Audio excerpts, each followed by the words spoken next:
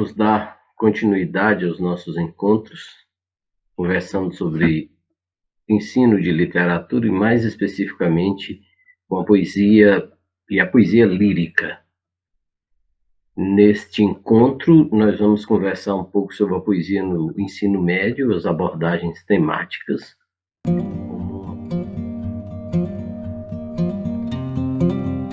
como uma possibilidade, até mesmo como uma alternativa ao modo como se ensina literatura no nível médio. E para contextualizar um pouco, relembrar apenas, nós temos uma tradição de ensino de literatura que cruzou o século XX, baseada numa perspectiva historiográfica, de certo modo um pouco limitada. Os nossos livros didáticos trazem uma relação dos estilos de épocas, das escolas literárias, e os nossos alunos são instados meramente decorar características de estilos de época ou a ler os poemas simplesmente buscando enquadrá-los neste ou naquele estilo. Ou seja, basicamente não temos um trabalho de aproximação do leitor dos textos dos poemas. E independente da época em que o poema foi escrito, há sempre essa possibilidade de me aproximar do poema, de ver o que ele me diz, em que ele me toca, em que ele me faz refletir. E também observar a sua linguagem, o que ele diz da época em que ele foi escrito, das visões de mundo que os permeiam na época em que ele foi escrito. Isso é muito importante e, às vezes, com um conjunto de textos diminutos, como acontece quando a gente observa os livros didáticos, essa atividade fica difícil de ser feita. Normalmente, em inúmeras pesquisas que nós realizamos, a gente observa que os livros didáticos trazem, no máximo, 3 poemas sobre cada poeta ou poetisa. E nem sempre os trazem de modo completo. Nós refletimos sobre isso também num artigo publicado num livro da Parábola, que é Reflexões sobre o Livro Didático de Literatura, e no artigo Português no Ensino Médio, a Formação do Professor. Aliás, eu troquei. O segundo é o título do livro e o primeiro é o título do artigo. Então, dentro desse quadro que se perpetuou, nós tivemos também propostas que não foram muito aceitas ou que foram deixadas de lado. Eu queria chamar a atenção para um livro importantíssimo que foi publicado na década de 60, coordenado, sobretudo, pela professora Dirce Cortes Riedel, Carlos Lemos e mais 2, que se chama Literatura Brasileira em Curso. O livro foi publicado em 1968 e traz uma proposta de abordagem do texto literário para o ensino, e eu acho bastante adequada para o ensino médio, voltada para temas. E, curiosamente, imaginemos o tema do amor. Ele é abordado, ela faz uma antologia de textos de diferentes épocas e de diferentes gêneros literários. Curiosamente, é um dos poucos livros que trazem como exemplo um texto também de literatura de cordel. Isso é importante porque esse livro não pegou, né? Discutir as razões disso não cabe aqui agora, mas é importante dizer. Um outro exemplo assim, que eu descobri há uns 5 anos é um livro de uma professora chamada Lívia Ferreira, que foi professora da Unesp na década de 60 até década de 70, e que trabalhava com a formação de professores, sobretudo trabalhava com estágio supervisionado. O livro dela chama-se A Convivência com os Textos. O título já é bastante significativo, A Convivência. E ela propunha que, ao invés de ficarmos presos nessa abordagem panorâmica demais, que devêssemos retomar poetas, narradores, dramaturgos e ler as obras com mais vagar, com mais tempo. E ela privilegiava bastante o debate, embora também chamasse atenção para a necessidade de discutir os aspectos formais da obra e como eles atribuem sentido, atribuem significação para o leitor. Mas isso não a partir de uma informação teórica a priori, mas a partir sempre da leitura detida dos textos. Gostaria muito de chamar a atenção para esses dois livros, porque muita coisa, às vezes, que a gente está propondo hoje já foi proposta há muito tempo, talvez precisa só de alguns ajustes. Então, feita essa introdução rapidíssima, pensar as antologias, como é que isso surgiu na nossa prática, ainda na década de 80. Eu, ontem, fiquei procurando aqui meus alfarrábios e encontrei antologias que eu organizei ainda em extenso a álcool. E uma antologia que eu usei no ensino médio e que voltei a usar na universidade em diferentes momentos, sempre acrescentando, inovando, chamava-se Presença da Metalinguagem na Poesia Brasileira. Olha como é amplo. Anos depois eu encontrei uma tese sobre esse assunto e muitos outros estudos, mas estudos teóricos, não se pensa muitas vezes como levar isso para a sala de aula. E, embora o título fosse Poesia Brasileira, de fato, a antologia é toda voltada para a poesia do modernismo para cá. É basicamente isso. Então, como é que a gente fazia? A gente fazia a antologia, levava para a sala de aula e ia discutindo poema a poema, lendo poema a poema.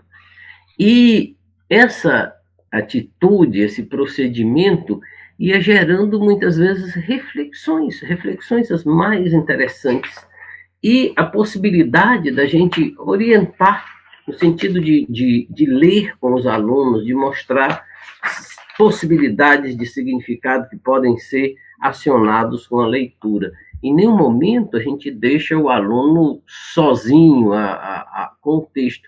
Nós vamos sempre dialogando com ele, contribuindo para que ele tenha uma reflexão, uma vivência adequada. Nessa antologia, nós tivemos, por exemplo, uma possibilidade de abordagem que seria a seguinte: quais poemas os poetas e as poetisas revelam suas dificuldades, muitas vezes, de expressão, de produzir o poema. Isso é interessante porque muitas vezes fica na memória da gente a ideia do poeta inspirado, uma visão romântica. Quer dizer, o santo baixou e eu faço poema. E a coisa não é necessariamente assim, nem mesmo para o poeta romântico, nem para o poeta popular, improvisador. Ele tem uma vivência íntima com os textos, com os problemas, com as questões. Ele muitas vezes enfrenta uma dificuldade de expressão. Ele vive aquela inquietação, mas a hora de expressar, nem sempre isso sai com muita facilidade. E aí a gente lia um poema do Drummond, que sempre achei muito rico, muito bonito, que chama-se Poesia. Ele diz assim: gastei 1 hora pensando um verso que a pena não quer escrever. No entanto, ele está cá dentro. Ele está cá dentro e não quer sair. Mas a poesia deste momento inunda minha vida inteira. Esse poema, como que nos levava a discutir com os nossos alunos essa ideia de que há uma experiência anterior à expressão. A poesia pode inundar a minha vida inteira, a sua vida inteira. Nem sempre vamos achar a expressão adequada. E ainda bem que os artistas conseguem fazer isso e nos oferecem essa experiência. Mas a vivência do poético, a poesia, não é um elemento apenas dos poetas, é da experiência humana. Todos nós podemos ter uma grande vivência poética. Então, é um aspecto, às vezes, de uma antologia como essa, que a gente discutia. Um outro aspecto que, às vezes, a gente chamava a atenção, depois de muitas leituras, é aqueles poemas que trazem uma função, e o poeta denuncia no próprio poema a função do poema, né? O Drummond diz no poema: meu verso é minha consolação. Meu verso é minha cachaça. Todo mundo tem sua cachaça. O poema chama-se Explicação. Está em alguma poesia. Um poema belíssimo. Foi um dos primeiros poemas de caráter metalinguístico do Drummond, de que eu me aproximei e nunca mais me distanciei. Outros poemas, a Cecília Meirelles diz: eu canto porque o instante existe e a minha vida está completa. E aí? Esse aí é a mesma metodologia. Eu vou citando algumas coisas e depois você vai procurar. O Ferreira Goulart afirma: meu povo e meu poema crescem juntos, como cresce no fruto a árvore nova. E a gente ia lendo esses poemas. Outra coisa que aparece muito é a definição de poesia. O poeta define, diz o que é a poesia para ele. E dentre os inúmeros poemas que a gente lia sobre essa definição de poesia, havia um que eu gostava de deixar muito para o final das nossas conversas. Para chamar a atenção para quê? Para a importância da participação do leitor no enfrentamento do texto. Para o leitor começar a tomar consciência de quem atribui sentido ao poema é ele, a partir da conjugação do seu horizonte de expectativas, de suas experiências, de suas indagações, que vão ser postas em confronto com o que vem no texto. Então é um poeminha simples, discreto do Mário Quintana, chamado Os Poemas, em que ele diz: os poemas são pássaros que chegam, não se sabe de onde, e pousam no livro que lês. Quando fechas o livro, eles alçam voo como de um alçapão. Eles não têm pouso nem porto. Alimentam-se um instante em cada par de mãos e partem. E olhas então essas tuas mãos vazias, no maravilhado espanto de saberes que o alimento deles já estava em ti. Eu gostava de ler esse poema mais ao final, embora muitas vezes ele viesse no início das antologias, porque para dar esse crédito ao leitor, o nosso aluno às vezes se sente absolutamente incapaz de ler o poema. E muitas vezes o nosso método de trabalho contribui para criar essa ideia de uma incapacidade, de uma impossibilidade, quando de fato isso pode ser superado com leitura, com aproximação. Eu gosto de contar um fato muito curioso de uma turma de estágio. E na época a nossa Universidade Estadual da Paraíba indicava livros, na época dos vestibulares, antes do Enem, e indicou Educação pela Pedra para o vestibular. Um livro difícil. Eu me lembro que quando enfrentei esse livro, ainda na graduação, sofri muito. Né? Eu sempre gosto de dizer que a poesia nunca se revelou muito fácil para mim. Muitas vezes ela me desafiou. Né? E como é que a gente trabalhou? Era uma turma grande, nós ficamos mais ou menos um mês lendo o livro, lendo juntos. E depois nós organizamos uma antologia do João Cabral e comentamos juntos poemas por poemas e organizamos possibilidades de levar essa nossa antologia para a sala de aula. E os procedimentos foram os mais variados. Eles trabalhavam em dupla na época e cada dupla escolhia a sequência como ia trabalhar a poesia do João Cabral. A nossa orientação era: não comece falando da segunda fase do modernismo brasileiro. Não comece apresentando João Cabral de Melo Neto, informações sobre a vida, sobre a obra, sobre o estilo. Comece lendo os poemas. E em uma das turmas, uma dupla começou com um poema completo, como todos os poemas de Educação pela Pedra, não são poemas fáceis da gente enfrentar, né? E uma das turmas começou com um poema que fala eu esqueci o título do poema, mas era um poema que fala do Nordeste, os reinos do amarelo. Os reinos do amarelo. E, curiosamente, esse poema foi lido nessa turma, relido, e alguns momentos depois, um aluno lá do fundo da sala diz assim: que diabo é isso? E essa expressão foi fundamental para a continuidade da aproximação dos leitores do poema de João Cabral de Melo Neto. O que os alunos fizeram? Vamos ler a primeira estrofe. Quais são as imagens relativas ao amarelo que aparece aqui? E os alunos iam falando, iam repetindo os versos. Depois vamos ver a segunda estrofe. Que imagens também relativas ao amarelo aparecem aqui? Ligado a frutas, ligado a gestos, ligado a expressões do corpo.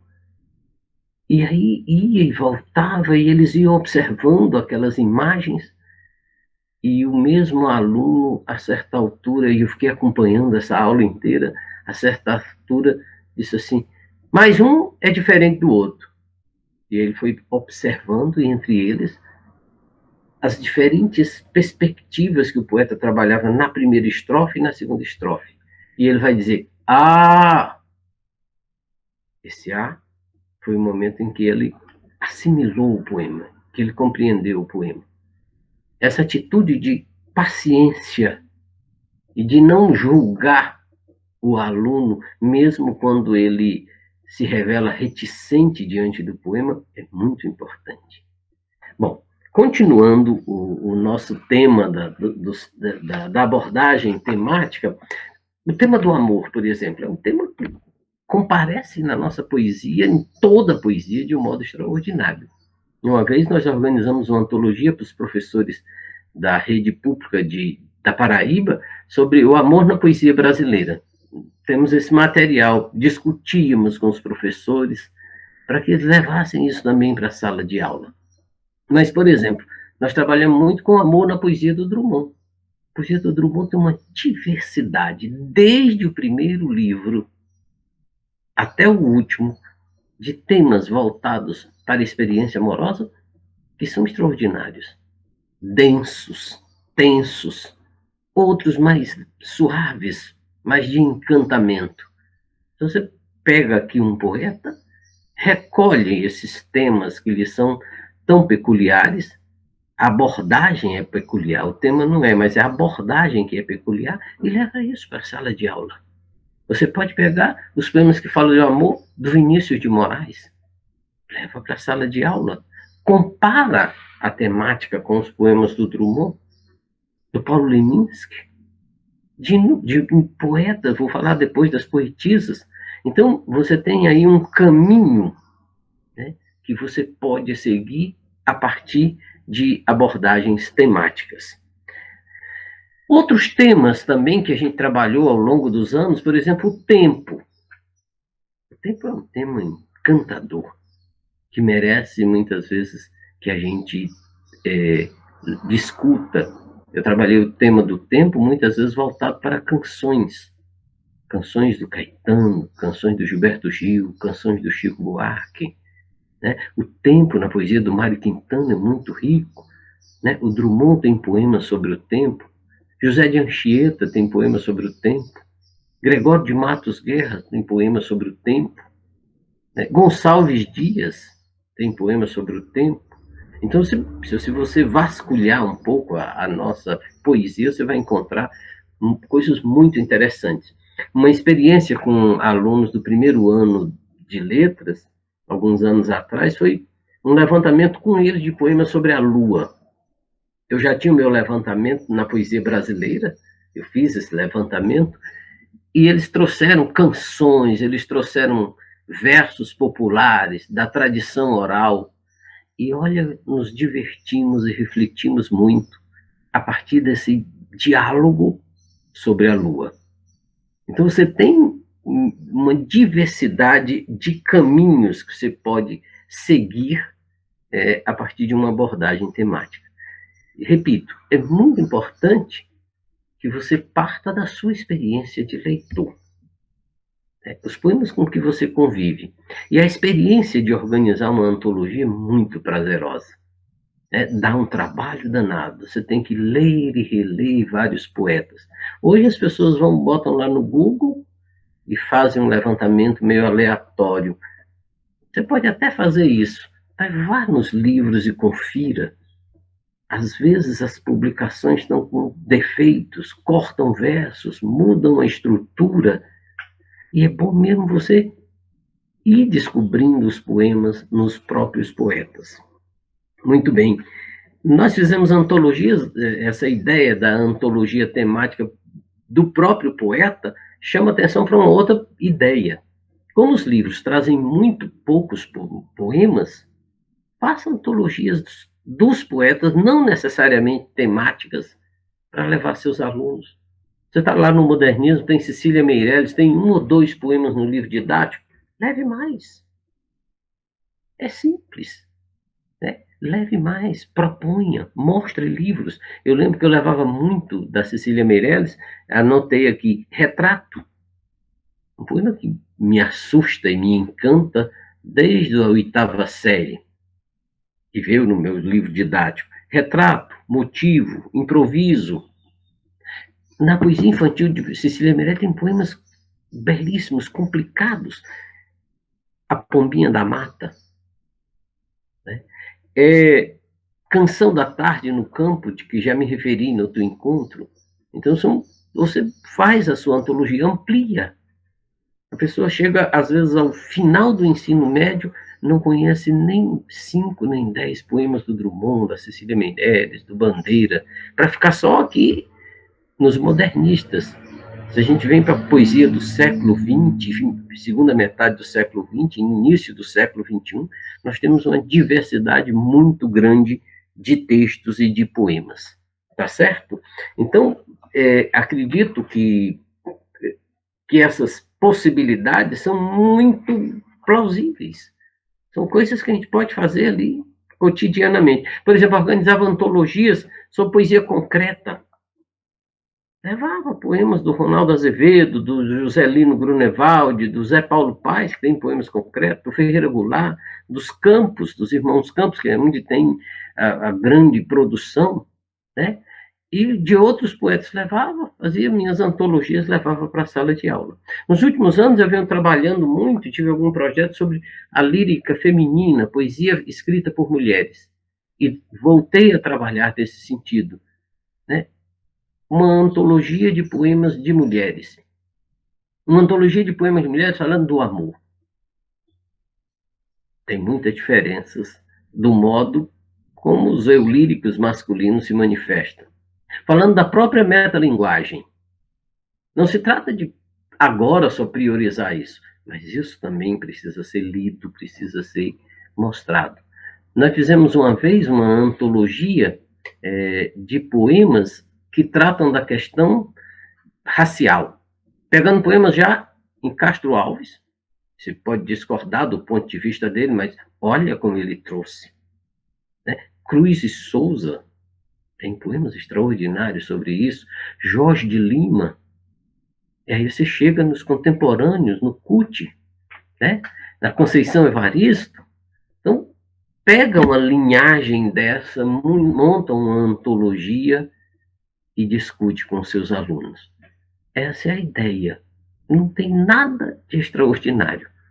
Mas se você fizer isso no primeiro ano do ensino médio, continuar fazendo no segundo ano do ensino médio, no terceiro ano do ensino médio, depois de 3 anos, certamente seus alunos terão lido muito mais poemas. E nós teremos, assim, muito mais possibilidade de formar leitores.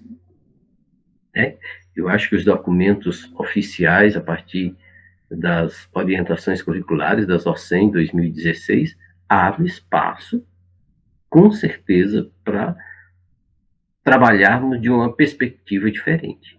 Às vezes a gente fica esperando muito do plano oficial, das secretarias, do MEC. Enquanto não vai melhorando nesses planos, é preciso ir militando, trabalhando cotidianamente. E para encerrar a nossa conversa de hoje, eu também escolhi um poema em um poema do Drummond, de um livro que eu acho extraordinário, que não é, parece muito valorizado, né? Que é O Sentimento do Mundo. E eu escolhi um poema sobre o medo. Eu acho que de uma atualidade extraordinária. Aceitarmos o medo para podermos saber lidar com eles e enfrentarmos e transformarmos o medo em coragem. Congresso Internacional do Medo. Provisoriamente não cantaremos o amor, que se refugiou mais abaixo dos subterrâneos. Cantaremos o medo que esteriliza os abraços. Não cantaremos o ódio, porque esse não existe. Existe apenas o medo, nosso pai e nosso companheiro. O medo grande dos sertões, dos mares, dos desertos. O medo dos soldados, o medo das mães, o medo das igrejas. Cantaremos o medo dos ditadores e o medo dos democratas.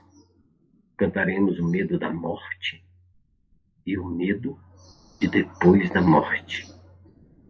Depois, morreremos de medo. E sobre nossos túmulos nascerão flores amarelas e medrosas.